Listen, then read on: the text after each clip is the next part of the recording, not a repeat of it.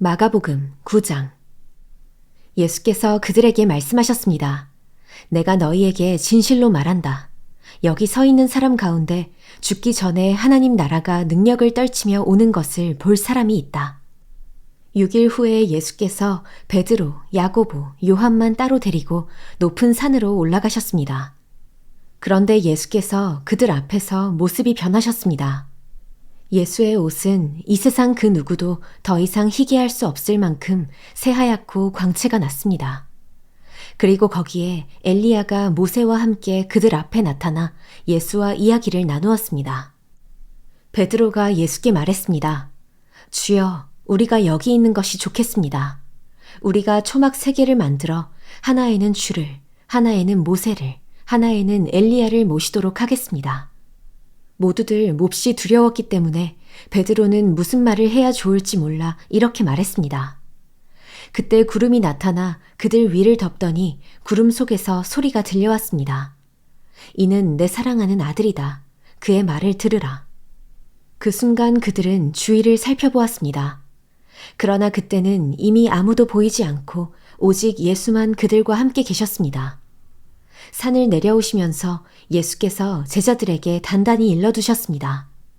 인자가 죽은 사람 가운데서 살아날 때까지는 지금 본 것을 아무에게도 말하지 말라.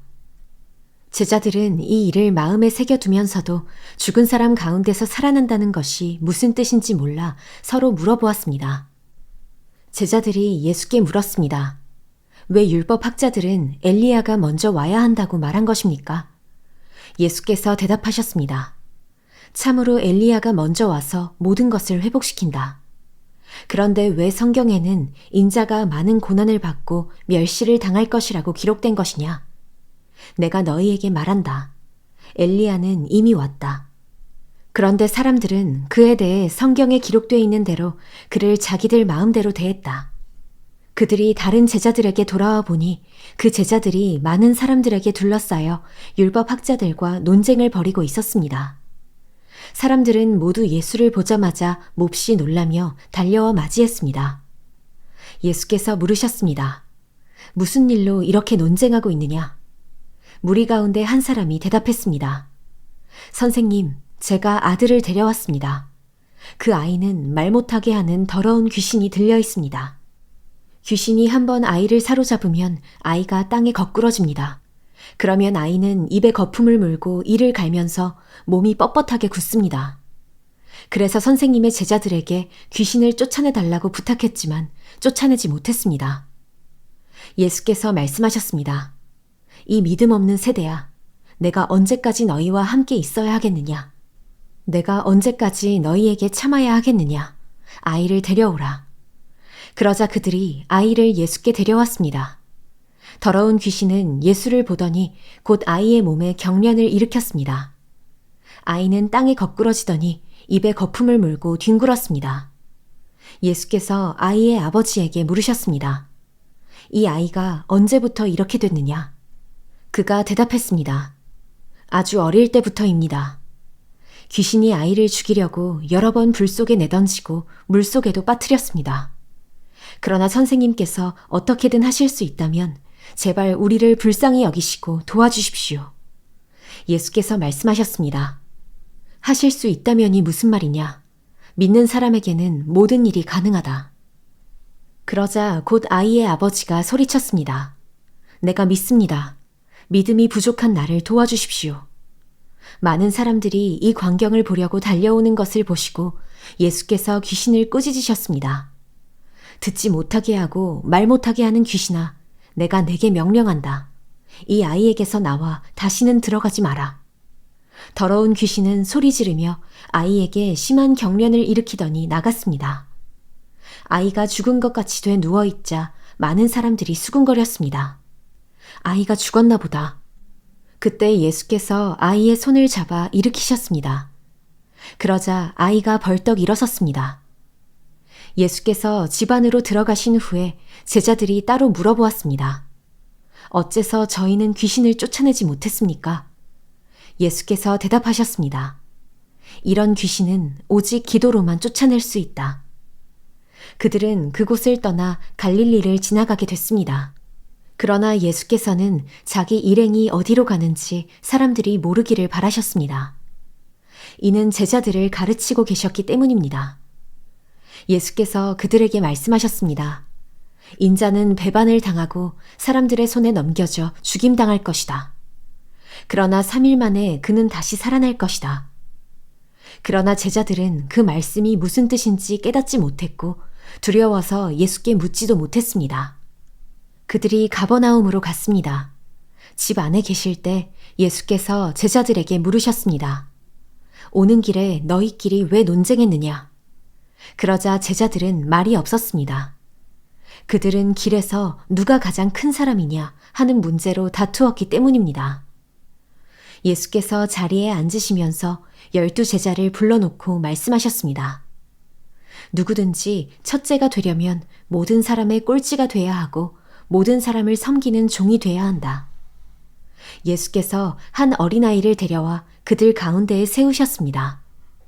그리고 아이를 팔로 껴안고 제자들에게 말씀하셨습니다. 누구든지 내 이름으로 이런 어린아이 하나를 영접하는 사람은 나를 영접하는 것이고 누구든지 나를 영접하는 사람은 나를 영접하는 것이 아니라 나를 보내신 분을 영접하는 것이다. 요한이 말했습니다.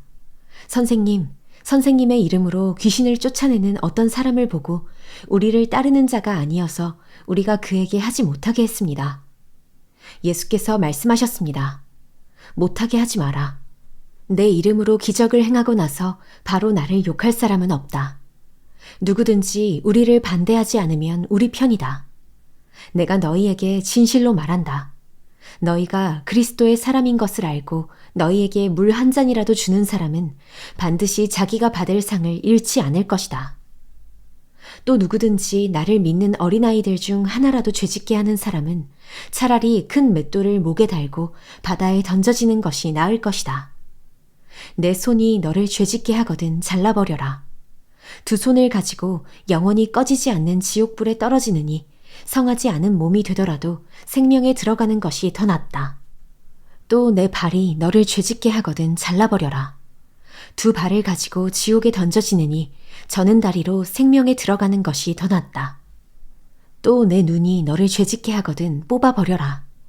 2 눈을 가지고 지옥에 던져지느니 한 눈만 가지고 하나님 나라에 들어가는 것이 더 낫다.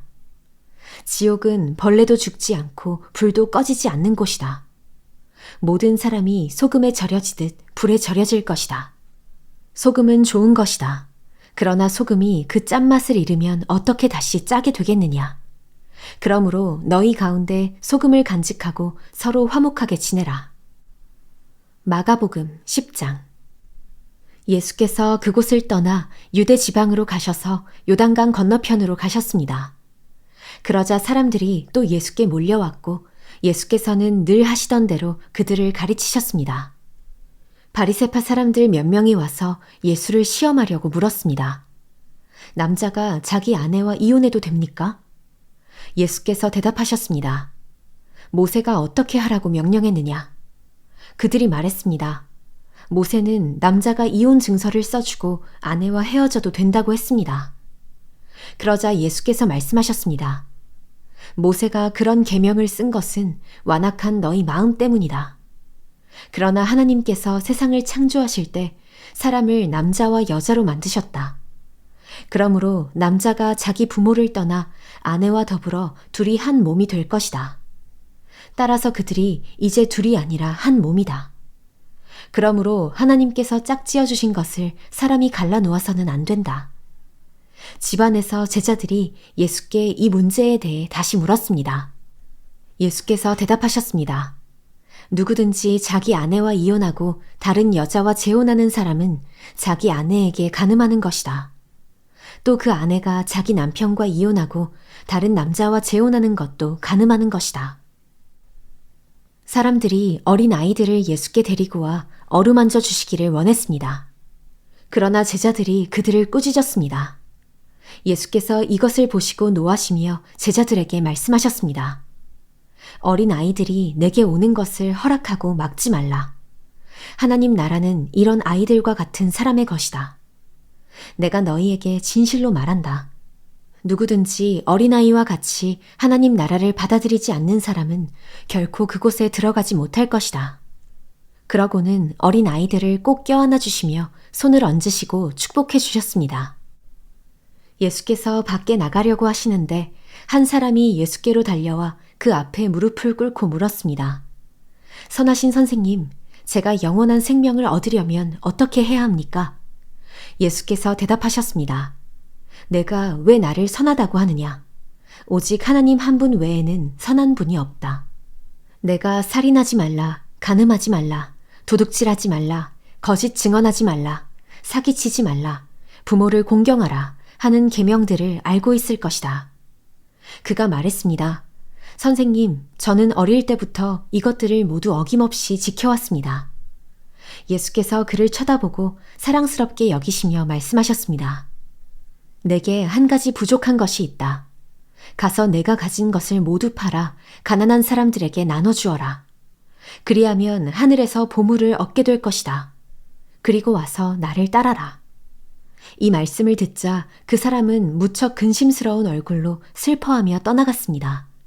그가 대단한 부자였기 때문입니다. 예수께서는 제자들을 둘러보시고 말씀하셨습니다. 부자가 하나님 나라에 들어가기가 참으로 어렵다. 제자들은 예수의 말씀에 무척 놀랐습니다. 그러자 예수께서 다시 말씀하셨습니다. 얘들아, 하나님 나라에 들어가기가 얼마나 어려운지 부자가 하나님 나라에 들어가는 것보다 낙타가 바늘길을 지나가는 것이 더 쉽다.